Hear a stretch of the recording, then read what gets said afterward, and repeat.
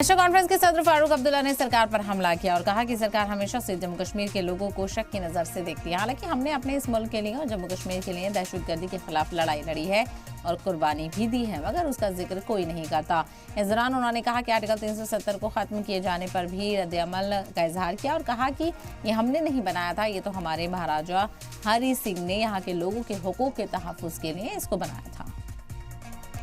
हम लोग में क्या क्या आरोप नहीं लगे, कहते ये पाकिस्तानी है, मगर आपसे कभी ये नहीं कहा कि आतंकवाद से लड़ने के लिए हमारे 1500 मिनिस्टर, एमएलए, हमारे छोटे से छोटे वर्कर मारे गए।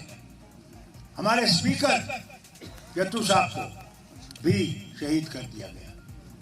ये भूल जाते हैं कि जब असेंबली पे हमला हुआ वो नहीं जानते थे फारूक अब्दुल्ला कौन है।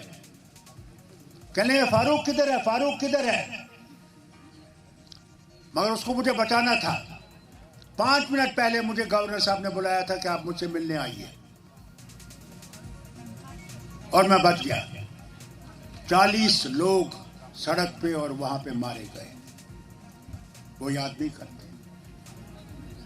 वो तो सिर्फ आपसे कहेंगे ये उनके साथ मिले हुए हैं।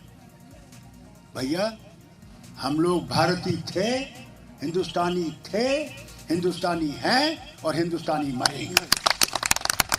अगर हमें पाकिस्तान जाना होता तो हम 47 में जाते, कोई नहीं रोक सकता था।